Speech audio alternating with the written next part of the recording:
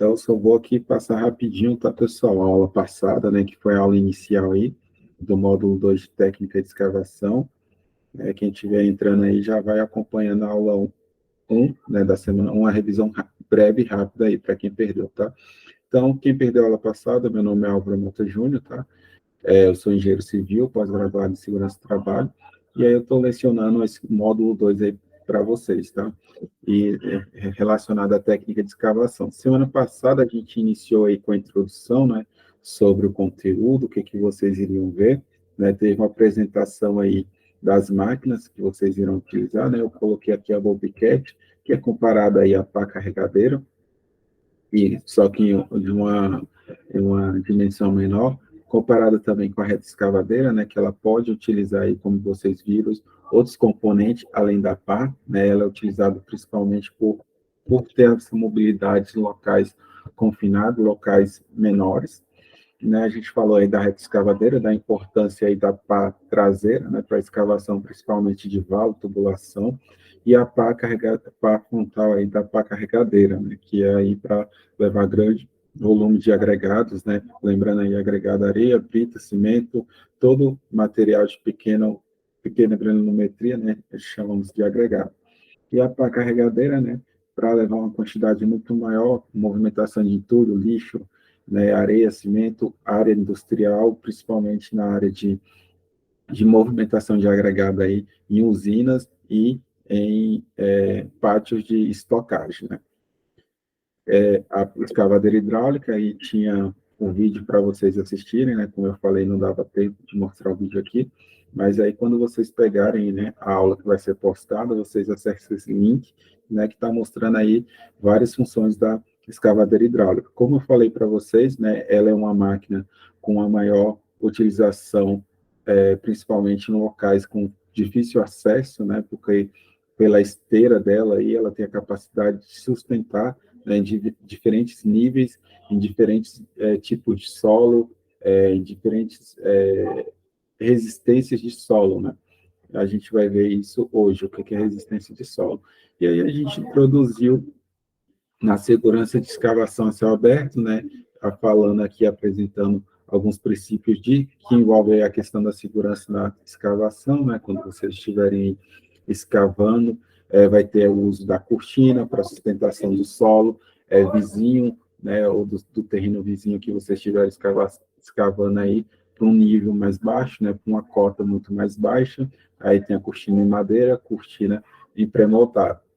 Tem aí a ficha, né, que é a parte que fica enterrada aí um pouquinho abaixo do nível que vocês pararem aí na cota de escavação, tá, pessoal? A cota de escavação, a gente chama tudo aquilo que vocês escavaram, né? Então, ali chama cota de escavação. Vocês pararem a escavação, ali é o nível que foi parada a cota de escavação. Isso aí é determinado já em projeto. Vocês só vão seguir e ter o cuidado aí no momento da escavação. A gente falou do empuxo de terra, que é muito importante para vocês observarem aí o comportamento do solo no local onde vocês estiverem trabalhando. As camadas, né, do solo, solo orgânico, solo superior, subsolo, material parental e rocha, né? A rocha-mãe é a rocha onde está mais no núcleo da terra e ela vai se decompondo e chega até o solo orgânico aí que a gente vê, que é um material menos resistente, né, que vocês vão sempre estar retirando aí para realizar a escavação. Não pode ter escavação, pessoal, com solo orgânico, tá?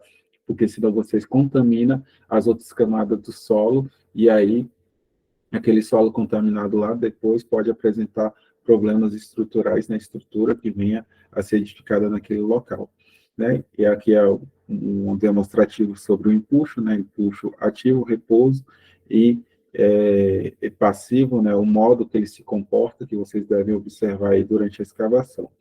E aí também falamos sobre a escória, né? A escória, que é a estrutura metálica ou de madeira para sustentação lateral do solo, principalmente no momento de escavação, onde vocês terão aí a presença de colegas, né, que vão entrar nas valas aí para colocar equipamentos, né, principalmente equipamentos sanitários ou hidráulicos, né? Equipamento sanitário, pessoal, tubulação de esgoto, né? Então, a tubulação de esgoto aí usa aí os equipamentos sanitários, né? Essas manilhas onde o esgoto percorre.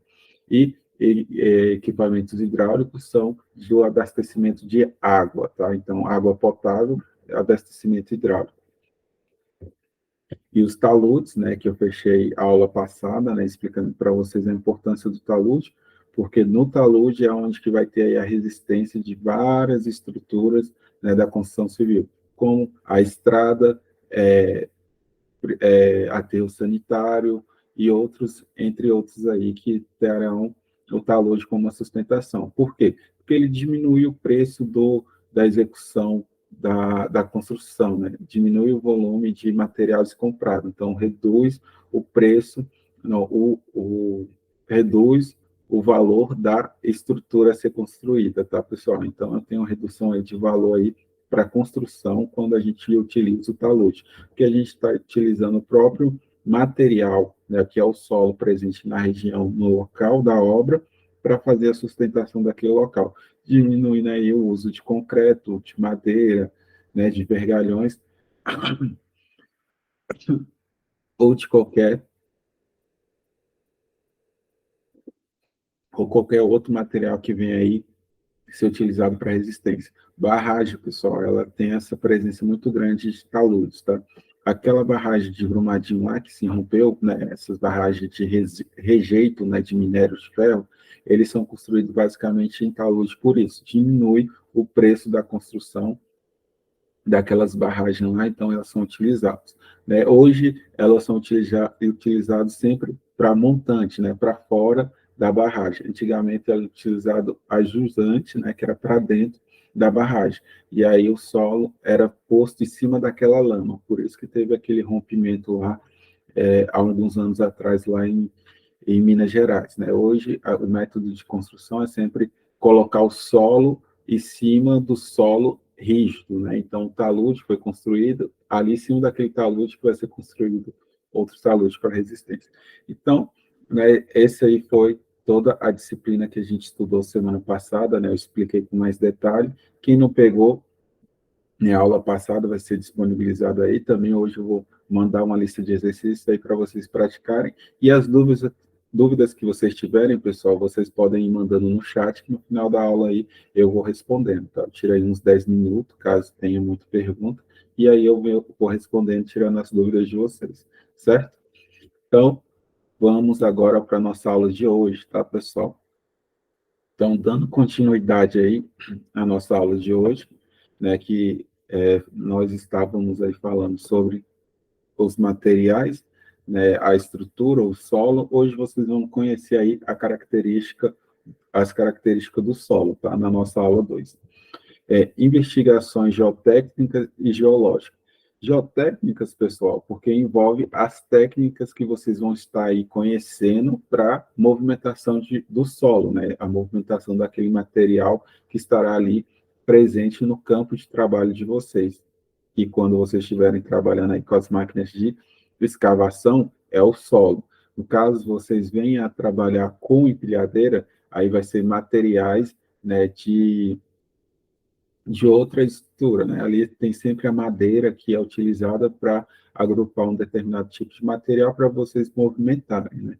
Mas aqui, praticamente, vocês vão estar movimentando solos. Geológico, por quê? A presença do solo, tá? Geotécnico, porque as técnicas que vocês utilizarão, estão conhecendo aqui para chamar determinado tipo de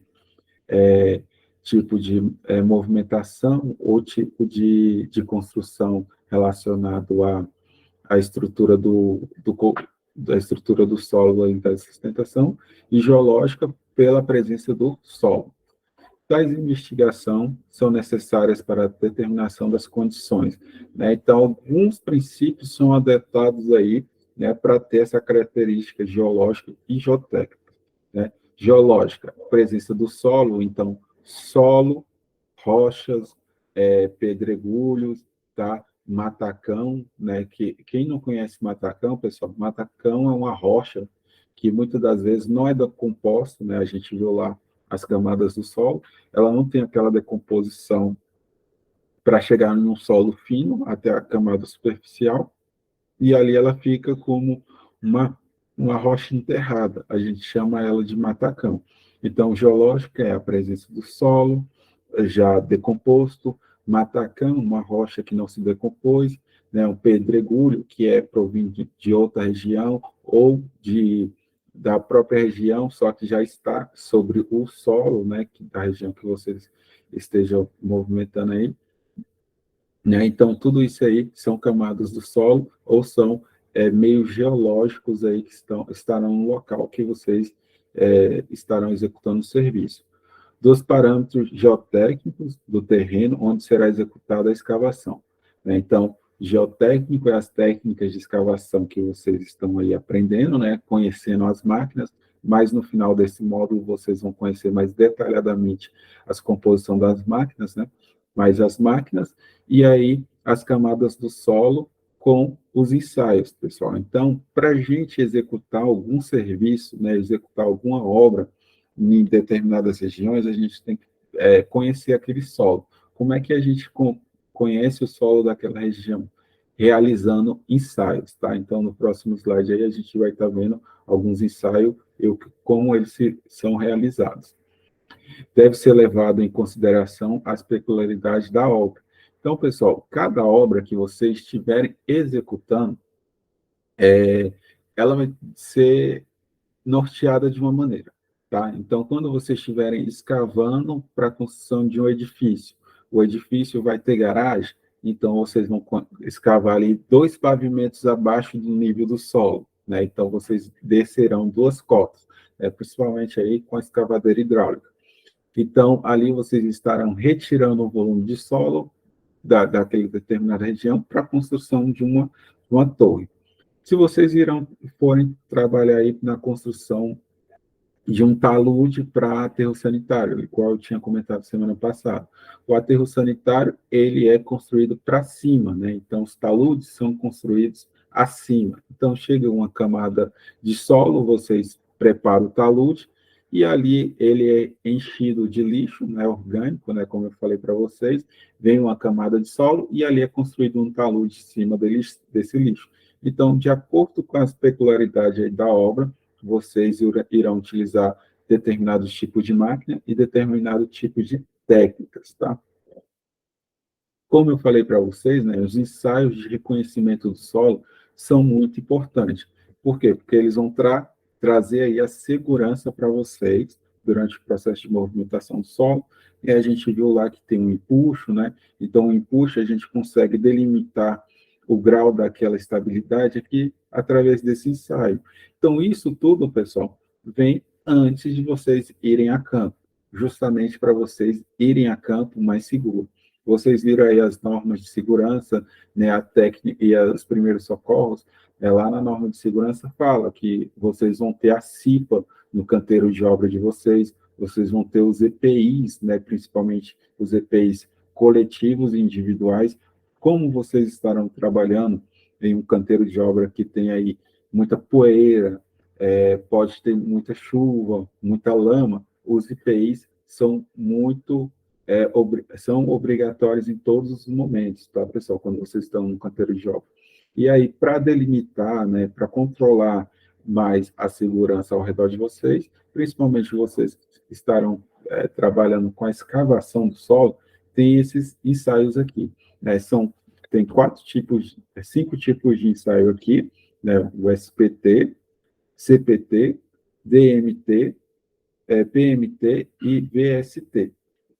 Essas são as siglas desses ensaios, tá, pessoal? Aí eu vou falar basicamente do ensaio SPT, que é o mais utilizado nas obras e para a preparação do solo aqui no Brasil, tá, pessoal? Então, o ensaio SPT é um ensaio de penetração e percussão. Ele é desenvolvido desse martelo aqui, ó, esse martelo aqui na cabeça, desse barrilhete aqui, no qual tem essa arte, né, envolta aqui no barrilhete que está vazada, tá? Então, tem um peso que é solto em cima desse martelo que vai cravando essa arte aqui, e essa arte vazada aqui vai pegando as camadas do solo, tá, pessoal? Se vocês virem aqui, ó, tem uma parte da camada do solo que foi inserida, né, de acordo com a penetração que ele teve, e aqui tem mais 2 camadas tracejada. Por quê? A gente conta, né, o número de golpes que está sendo exercida, aplicada nesse martelo, para que tenha a penetração dessa arte aqui. E aí a camada do solo vai entrando. Quando a gente retira, né, pessoal, essa arte aqui vazada, a gente abre ela e vê as camadas sequenciais do solo daquela região, né? E aí a gente consegue ver um solo mais amarelado, mais escuro, né? E a gente delimita ali se aquele solo tem uma resistência maior ou uma resistência menor. Qual é o tipo de máquina que é melhor adequada para cada tipo de solo? Então a gente vai já direcionar vocês, né? A contratação de vocês já vai ser mais direcionada. Nem a contratação, porque vocês vão ser operadores de máquinas pesadas, mas vocês irão para o canteiro de obra mais direcionado. Por quê? Por trás daquilo, daquele canteiro de obra lá já vai ter tido um estudo. Então, vocês vai ser chamado para trabalhar com a pá carregadeira. Talvez em um canteiro de obra vocês nem vão ver aí a escavadeira hidráulica. Por quê? Porque ali a gente vai ter uma resistência, né, um preparo só para a carregadeira, que vai atender ali aquela obra. Ou então, em outro tipo de obra, vocês vão trabalhar muito com a pá carregadeira e escavadeira hidráulica. Né? Então, vai determinar aí dessa característica do solo, né, do preparo do solo, o tipo de edificação, de construção que venha a ter naquela região. Então, sempre que vocês estiverem, pessoal, no canteiro de obra, vocês vão ouvir muito falar sobre o ensaio SPT aqui, da resistência, principalmente, né, se durante a escavação de vocês encontrarem um matacão, né, que é a rocha não decomposta, ou se vocês encontrarem alguma dificuldade durante a escavação, ou se durante a escavação o solo estiver apresentando uma fofidão muito grande, né, muito mole, vocês vão ver. Por quê, pessoal? Quando vocês observarem que o solo está tendo um comportamento assim de não consistência durante a execução do serviço de vocês terão que parar. E aí vocês irão chamar aí o engenheiro responsável, né, ou o técnico de segurança e falar, ó, eu estou escavando aqui a região, né, que está posta para me escavar, porém eu estou sentindo que a máquina está deslizando muito, estou sentindo que a máquina está afundando. Principalmente se vocês estiverem trabalhando com a pá carregadeira e reta escavadeira, tá, pessoal? Lembrando, né, equipamentos de roda, eles são muito mais fáceis de afundar, e aí, como eles são de roda, é muito mais difícil de tirar aí de uma região. Então, se você estiver com a escavadeira hidráulica, né, a esteira ali é muito mais fácil de movimentar, ela consegue subir um solo mais fofo. Então, aí vocês vão parar, vão chamar, eles vão explicar, eles vão falar, não, o ensaio SPT deu que realmente o solo ia estar desse jeito aqui, trabalhando desse jeito, então pode continuar a obra. Isso é para a segurança de vocês, tá, pessoal? E muitas das vezes, né, durante a obra, a gente conversa sobre isso com os operadores de máquina e de movimentação do solo, justamente para vocês terem o conhecimento além ali da simples escavação e movimentação do solo, tá? E aí, pessoal, né, nos solos, dependendo da região, tem a presença de ar. Né? Vocês, como são da região aí do norte do Brasil, né, norte e nordeste, apesar que eu acho que vocês são só do nordeste, né, que é Maranhão e Piauí, vocês têm a presença de muita água subterrânea, né, na região de vocês. Então, os lençóis freáticos de vocês são muito presentes aí na região de vocês, né? Então, a água subterrânea é algo que vocês também devem ter cuidado aí durante o processo de escavação. Águas subterrâneas. Lençóis aquíferos devem ser contidos durante a escavação ou deve ser desviado o curso do lençol, adotando os princípios ambientais. Né? Então, os princípios ambientais, pessoal, é aquilo. Vocês não podem escavar uma região que tenha lençol freático ou lençol subterrâneo sem autorização do IBAMA, da AMA, eu não sei como é que é chamado no estado de vocês, mas principalmente o IBAMA e o IBRAM. Não, aqui no DF que é IBRAM, né? Mas aí na região de vocês sabem qual é o órgão de meio ambiente responsável para dar liberação para obras. Então, se não tiver, pessoal, a liberação e vocês conhecerem que aquela região tenha lençóis freáticos, né, água subterrânea, não faça a escavação. Tenha esse cuidado, principalmente se a máquina for de vocês e vocês estiverem alugando aí, principalmente para obras pequenas, tá, pessoal? Porque obras pequenas, muitas das vezes o contratante vai lá, chama vocês comprarem as máquinas de vocês aí, né? E estão prestando serviço. Chama lá para vocês fazerem a escavação, preparo do solo daquela região lá, que ele vai colocar uma piscina, ou simplesmente vai rebaixar a cota do terreno dele.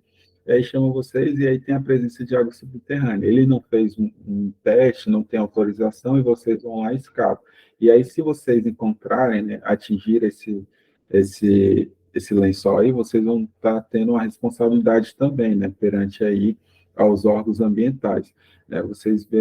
Vocês estão vendo que os órgãos ambientais estão cada vez mais presentes aí, principalmente na região norte-nordeste, né, onde tem muita questão da água, né, principalmente pela poluição que está indo nas águas aí, né, então tem que ter esse cuidado durante a escavação aí de algumas determinadas áreas que tem a presença de lençol freático ou lençóis subterrâneos, né, são águas confinadas abaixo aí.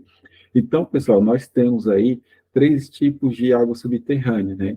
As confinadas, né, que são os aquíferos, né? Aí vocês já devem ter ouvido falar sobre os aquíferos confinados. Eles são uma camada muito mais profunda do solo, né? As águas aquíferos semi-confinados, né? Então aqueles que têm a presença ali de um rio, né, que é mais baixo aí, e ele vai cair diretamente no mar, a gente quase não vê ele, mas em região, né, que tem aí mar, né, mais litorânea, é muito mais comum ter esses aquíferos semi-confinados. E o aquífero livre, né, que aí é onde que tem a presença de escavação, principalmente para poços artesanais, né, então os aquíferos livres, ele fica mais superficial aí, a camada da terra, né, então é os que vocês podem ou não atingir durante o processo de escavação. Então, ter atenção nele, principalmente por causa da questão ambiental, porque esses aquíferos livres são reservatório, né, de água e água pura, né, para abastecimento de água em determinadas regiões, como também a estabilidade daquela região pode ser alterada. Lembra, pessoal, vocês estarão sempre trabalhando com máquinas pesadas, né? Por isso que você já fala, operador de máquinas pesadas. Então, as máquinas têm um peso aí considerável. Se você está escavando, né, em uma região que tem aí lençóis aquíferos livres, né, é, um nível de solo muito baixo, né, e aí vocês aplicam uma pressão naquele solo durante a escavação, a máquina ali pode simplesmente afundar dentro de um aquífero deles, tá, pessoal? Então, afundar aí dentro de uma vala. Então, o cuidado que vocês têm que ter com água subterrânea é esse, tá? Edificações vizinhas e redes de utilidades públicas, né? Então, edificações vizinhas, pessoal. Se vocês estiverem escavando, aí tubulação de água, tubulação de esgoto e vias urbanas, né? A gente viu lá na primeira aula falando um pouquinho de vias urbanas, né? Então, tem aqui casa de um lado da rua, casa do outro lado da rua. E ali a avenida ou a rua que vocês vão escavar. Tem que ter cuidado aí para não lançar um volume de terra muito grande para um lado e ali cair ou destruir aquela casa daquele morador naquela rua, na colocação de tubulação, né, de água ou de esgoto também, principalmente de esgoto, que vai ter uma seção muito grande, principalmente na região de vocês, pessoal, né, que tem projetos grandiosos aí para saneamento básico para a área do norte e nordeste. Então, as manilhas, vocês mesmos irão colocar nas valas que vocês estarão escavando. Né? Vocês já devem ter visto, né, na região aí de vocês, que quando estão escavando aí para tubulação de água esgoto, né?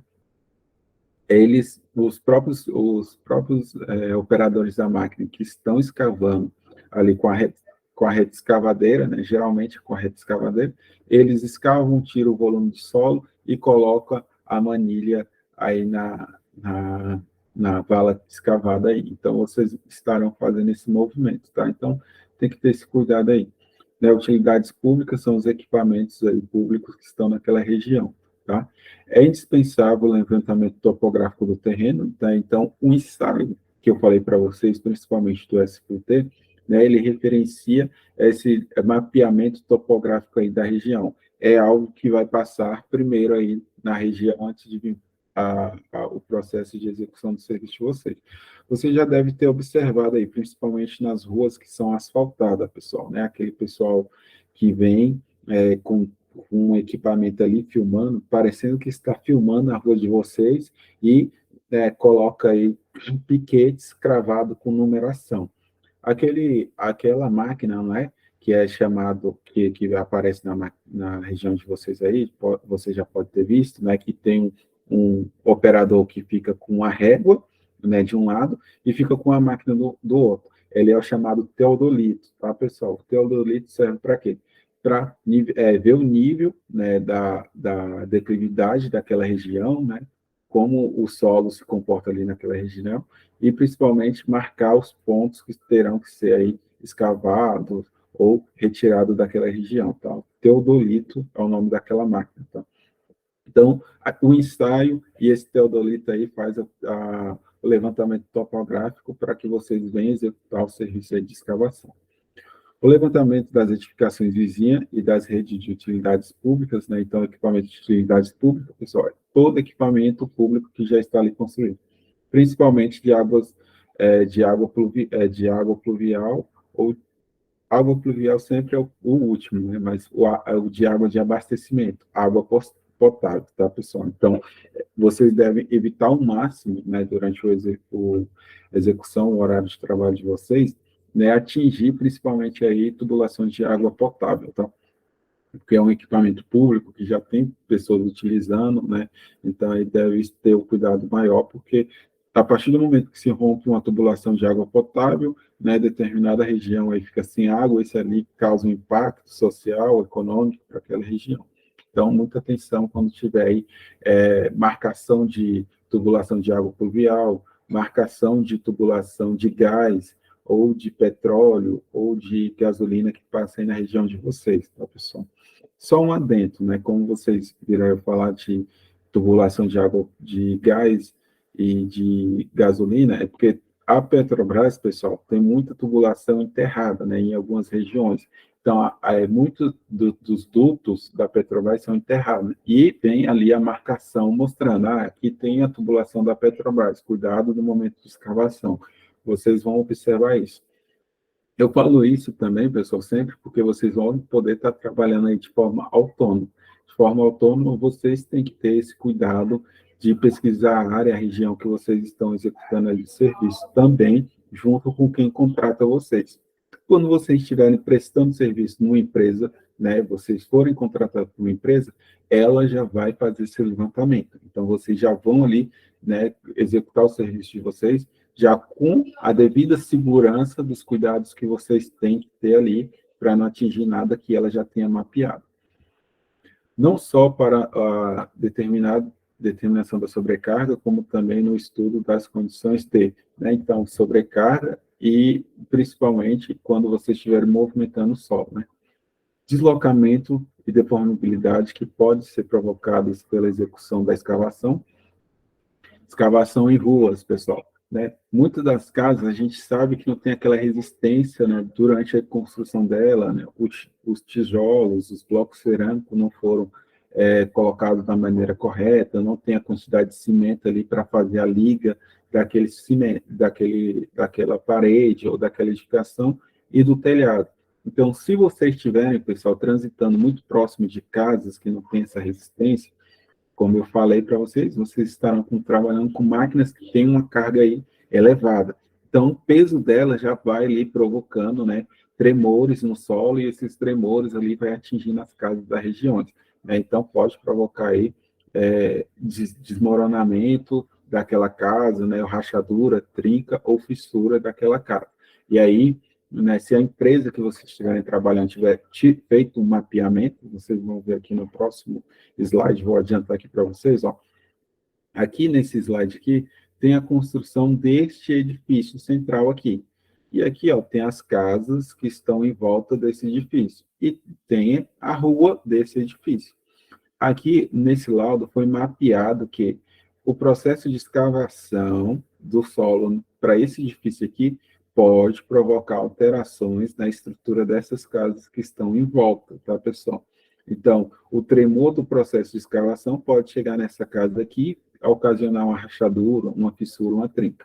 Isso aí é algo que vocês serão treinados, né, durante o processo da execução de vocês lá, para fazer com que a máquina crie o menor impacto possível para que não venha dar prejuízo nessas casas aqui em volta, porque senão a empresa terá que ressarcir os donos, ou ele já entra em um acordo anteriormente, né, com esses moradores. E isso acontece caso vocês estejam trabalhando de forma autônoma, pessoal. Então, de forma autônoma, você já faz um orçamento ali para o seu cliente, colocando a sua hora de trabalho, né? E como deve ser feito ali, o gasto que você terá com a máquina e tudo, ele vai te pagar. E aí, você, durante o processo de escavação, a casa dele está aqui, e aí a casa dele trinca. Aí ele vai falar, mas você não me falou que poderia ter problema na minha casa aqui, né? Quando não contrata engenheiro, pessoal, acontece muito isso. Aí ele vai querer ali tirar de você um pouco, porque danificou a casa dele. Então, vocês têm que ter muito cuidado, pessoal, quando vocês estiverem trabalhando de forma autônoma, principalmente próximo de edificações já estruturada, porque se aparecer fissura, trinca, rachadura, desmoronar paredes, vocês vão ser chamados a dar esclarecimento. Qual é o movimento que vocês fez naquele momento que gerou esse problema ali naquela edificação, tá? Então, muito cuidado com escavação próximo de residências e principalmente de edifícios, tá, pessoal? Os levantamentos, os levantamentos devem abranger uma faixa em relação às bordas, pelo menos 2 vezes a maior profundidade a ser atingida na escavação, né? Então, esse tópico aí, ele explica justamente isso. A distância que vocês têm de escavação das casas, da região, tem que ser respeitada, tá? Então, durante o processo lá das técnicas, né, de ensaio, laudo, né, reconhecimento do solo, a gente delimita. Por isso que eu falei daqueles piquetes. Então, quando tem a presença dos piquetes, pessoal, principalmente em estrada, né, quando vocês estão, não pode passar daquele piquete, porque ali já foi considerada aquela área para a execução da obra, e depois daquela área ali, se vocês podem atingir casas, né, residências, edificações, prédios, fábricas, ou então vocês podem perder o equilíbrio ali de um talude que venha a ser construído, tá? Então, os piquetes, né, as marcações no processo de escavações, eles estão ali presentes justamente para delimitar ali o uso da potência daquela máquina. Observação das obras, né? Então, alguns pontos que têm que ser observados durante a obra. O controle das edificações vizinhas e da escavação deve obedecer a um plano do acompanhamento, né? Então, durante o ensaio, né, tem ali o plano de acompanhamento, então vai ter sempre um fiscal próximo da execução de vocês, tá, pessoal? Então, não precisa ficar com medo, nervoso, porque vocês vão acabar de receber aí a carteirinha de vocês para trabalhar, porque um fiscal vai estar próximo. Não, esse fiscal, pessoal, ele é necessário para que vocês tenham uma segurança no processo de escavação. Ele não está ali para saber se você escava bem ou não, ele está ali para ter o cuidado, orientar vocês ao processo de escavação. Vocês, né, vão ter aí a prática, né, futuramente, e aí vocês, durante a prática, tirem todas as dúvidas do processo de escavação, como é a melhor forma aí com quem estará treinando vocês, tá, pessoal? Porque o fiscal, ele não fica ali para saber se você está escavando errado ou certo, ele está controlando ali o ambiente do processo de escavação. Claro que se vocês fizerem alguma manobra errada, eles irão chamar a atenção de vocês, tá? Através de inspeção da instrumentação adequada aos pontos das obras e das edificações vizinhas, tá? Inspeção, né? Quando a gente fala de inspeção, a gente tem que sempre lembrar aí que a inspeção é das residências ou da região que vocês estão escavando, tá, pessoal? Porque também a gente tem que, vocês como operadores, né, controladores das máquinas, vocês têm que inspecionar as máquinas que vocês estarão trabalhando.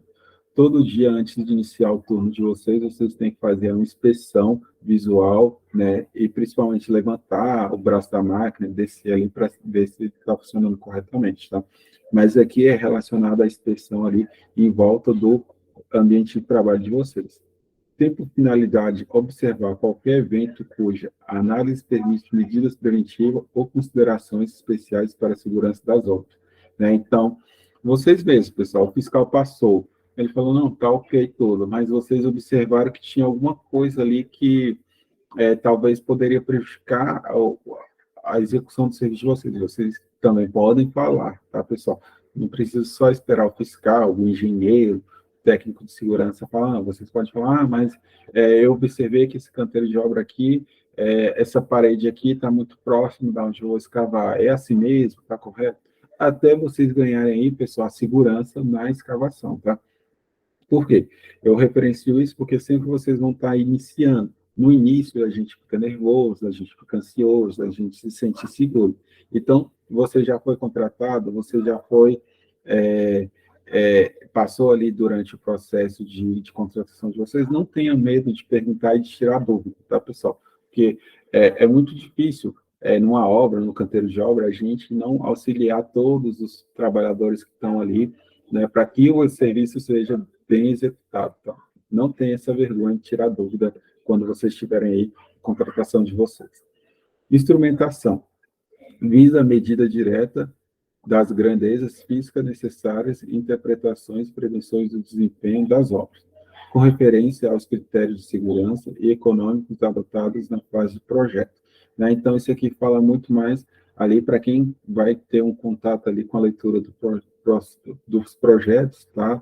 Caso, né, tem muitas empresas que chamam, né, a equipe ali, mostra o projeto, ó, aqui vocês vão estar escavando, o nível de cota e tal, então vocês vão ter ali uma visualização do projeto ali que sai do escritório, né? Então, vocês vão ter essa interpretação aí de instrumentos, né, físicos, no caso, o projeto ali para vocês observarem antes de ir para campo. Cargas e carregamentos, né? Então, a carga e o carregamento vão ser aquele objeto que você vai estar movimentando, né? Como eu falei para vocês, geralmente é o solo ou em canteiro ou em pátio de estocagem, ali vai ser o material agregado daquela região, né? Se for em uma área que tenha lixo, vai ser um entulho, né? Então, tem vários tipos de carga que vocês vão poder estarem aí movimentando. As cargas atuantes são agrupadas em duas categorias, né? Então, quando vocês movimentam as cargas, os carregamentos, tem as cargas que atuam ali naquele região. Cargas estáticas, pessoal, é sempre quando vocês estão movimentando algum material, né? E aquele material ali tem uma carga permanente, como assim, limpeza de lixo, pessoal. Ali, o lixo está ali envolto numa pilha, né? E aí vocês vão só retirar aquele lixo ali. Ele tem uma carga estática, ele não está escavando, vocês não irão escavar solo, não irão passar do nível do solo. Vocês só irão tirar ali o lixo subterrâneo, ou o lixo que está em cima do solo, né, no nível do solo. Então, vocês estarão trabalhando com uma carga estática, que é uma carga parada. Empuxo lateral do solo não estarão tanto presença hidrostática da água, né, como vocês não estarão escavando solo, não estará presente. Carga proveniente de construções próximas, né, então, construções próximas não estará presente, né, e acúmulo da borda, né, quando vocês estão trabalhando com carga estática, ali no nível do solo. Caso vocês venham fazer uma escavação, aí, né, vai estar presente o empuxo do solo, carga hidráulica, né, que é ali o lençol freático, que a gente falou lá em cima, né, a cortina que eu falei para vocês que é necessária quando vocês estão escavando a escória, né, porque ali vai ter cargas atuantes, né, então as cargas estáticas, né, quando vocês estão retirando entulho, ela está ali totalmente parada. Quando você escava, essas cargas podem apresentar, só que ela tem uma resistência ali, ela tem uma firmeza, igual vocês viram ali naquela imagem da escória, tá? Da escória, tá, pessoal? Cargas dinâmicas, né? Então, durante o processo de escavação, de preparo ou limpeza no terreno, pessoal, vai ali estar trafegando ônibus, caminhão, né, veículos pesados, né? Vocês podem estar perto de linha férrea, então, ali vai passar, vai ter uma movimentação do solo. Né? A carga dinâmica, pessoal, é aquilo que você não consegue controlar. Né? Então, são esses veículos ou máquinas que estão trabalhando próximo do local onde vocês estejam realizando ali a escavação. estabilidade da escavação, né? Então, tem aí parâmetros para ter essa estabilidade da escavação, tá? A verificação da estabilidade deve atender os seguintes casos, né? Ruptura localizada do talude, né? Então, tem determinados tipos de rupturas, tá, pessoal? Então, o talude, ele rompe de uma maneira e aí tem que ser executado de uma maneira, a reconstrução dele, né? Ruptura geral do conjunto, né? Quando aquilo que eu falei sobre a barragem de Brumadinho foi um conjunto, né? Então, toda a estrutura ali se rompeu. Ruptura de fundo, né? Principalmente quando tem a presença de água subterrânea e ali, ó, tudo que está acima naquele nível desce de uma vez. E ruptura hidráulica, tá, pessoal? Então, principalmente quando vocês estiverem em barragem, né? Fazendo represa, aí aquela represa ali se rompe, né? Então, ruptura hidráulica. Tem esses tipos de nomenclatura de ruptura, né? Vocês vão conhecer melhor, detalhadamente, isso aí em campo, tá? Como eu falei, caso vocês estejam trabalhando em locais mais controlados, né, vocês não vão ter esse tipo de ruptura. Isso é muito mais quando vocês vão trabalhar em escavações específicas, tá, pessoal? Ou então reparação de algum rompimento de algum desses tópicos. Nas escavações em costa, deve ser tomada precauções especiais para evitar escorregamentos ou movimentação de grandes proporções de maciço adjacente, devendo merecer cuidado à remoção de blocos e pedras soltas. Então, pessoal, e quando vocês estão trabalhando aí em costa, né? Na região de vocês, eu acho que não tem muitos encostas, é mais presente aí para o Rio de Janeiro, a região sul e sudeste. O que é encosta, pessoal? Os morros, né? Então, quando tem aquela enchente, quando tem aquele preparo do morro para alguma construção, né, vocês têm que ter o cuidado, né? Porque como vocês estarão trabalhando em ambientes inclinados, né, tem ali uma resistência do solo, né, tem como o solo já está se comportando. Quando vocês começam a fazer a escavação, aquele solo ali pode se deslocar muito mais rápido, né, de uma maneira que vocês não possam conseguir controlar, né? Então, o material adjacente, pessoal, é tudo que está acima, né? Acima do nível da cabeça de vocês está adjacente, ou então em cima do nível da máquina que vocês estarão trabalhando, né? Está adjacente. Então, todo material adjacente tem que ser visualizado, né?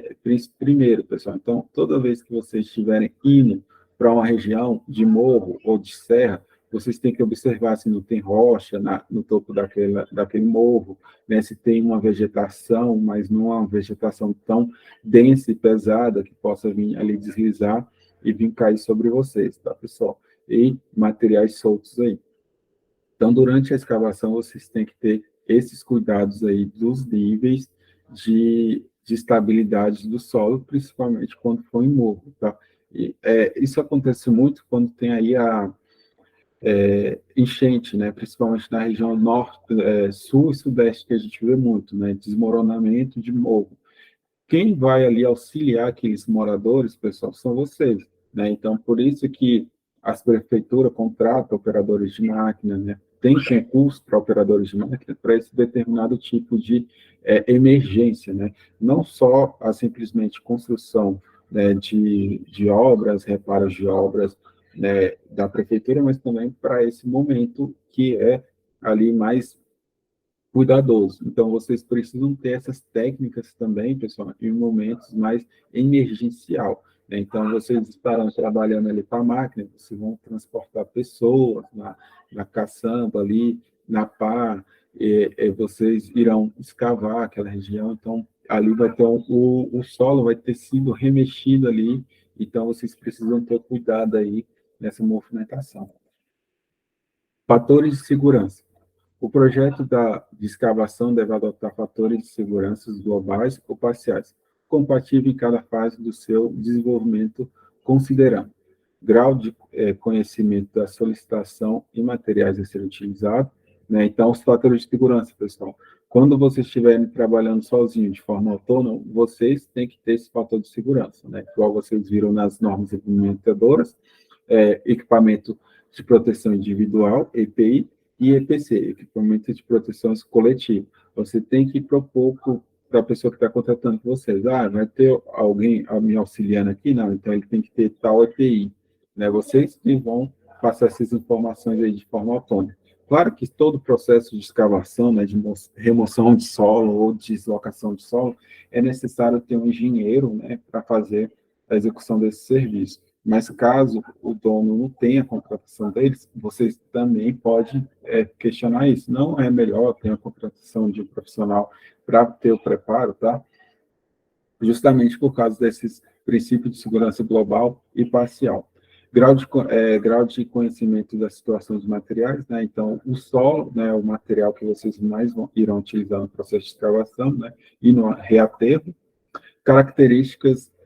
Caracterização do subsolo pelos dados disponíveis, sua dispersão, tá? Então, ali, a presença do subsolo é aquele ensaio que eu falei, né, o SPT, as camadas, complexidade das condições geotécnicas, tá, pessoal? Então, qual é a resistência, né, cada parâmetro vai ter ali, e aí vocês irão trabalhar com mais segurança. Complexidade dos métodos adotados, né, então, ali, qual é o método que você vai adotar? Se você estiver utilizando uma escavadeira hidráulica, né, o método ali é porque vai ter uma inclinação que vocês terão que ter ali uma segurança muito maior, tá, pessoal?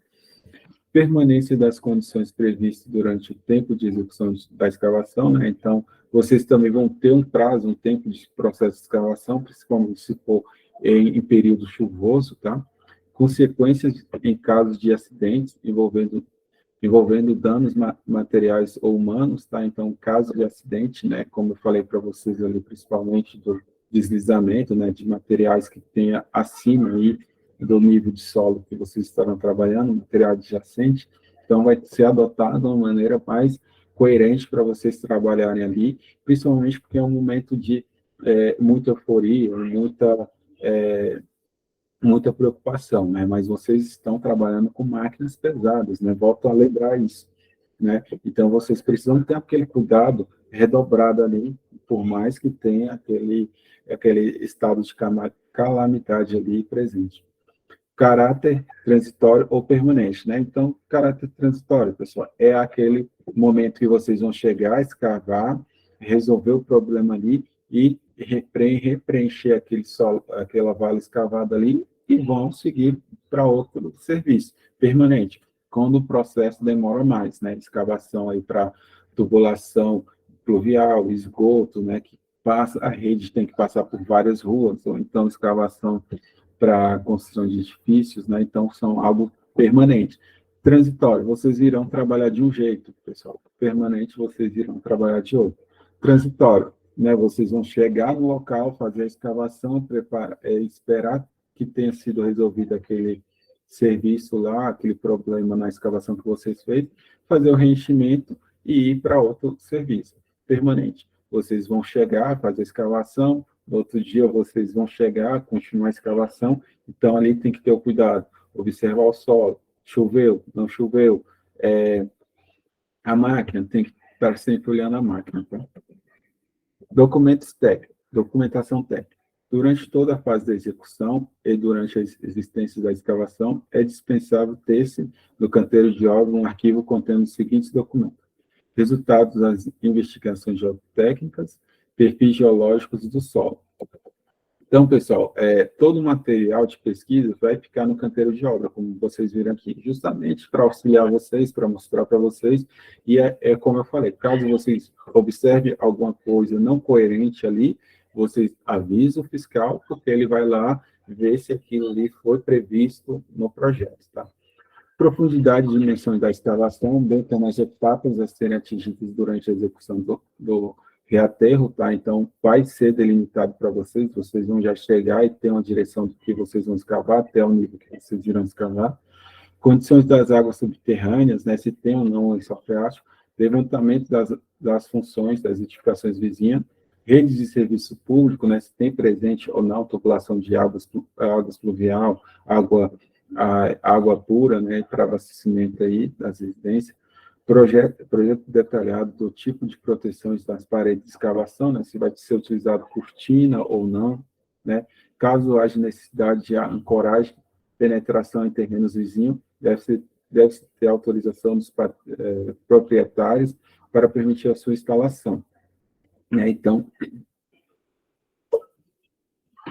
Então, aí os proprietários dos terrenos vizinhos também têm que ter conhecimento, né? Isso de forma autônoma, pessoal, é o que vocês têm que ter cuidado. Em empresas, vocês já irão, com isso tudo aqui, passado já por uma inspeção, um cuidado maior, e vocês estarão mais seguros no processo de escavação. Ali vocês receberão, terão uma reunião para ter o conhecimento do que vocês irão executar, e aí, como eu falei, vai ter sempre ali alguém para auxiliar vocês durante o processo de escavação, tá? Então, esse aqui era o conteúdo da nossa aula de hoje, tá, pessoal? Aí a nossa segunda aula, então a gente entrou um pouquinho mais a fundo aí, né, nos métodos de escavação, né, no método aí de conhecimento da técnica que vocês irão utilizar aí no processo, tá?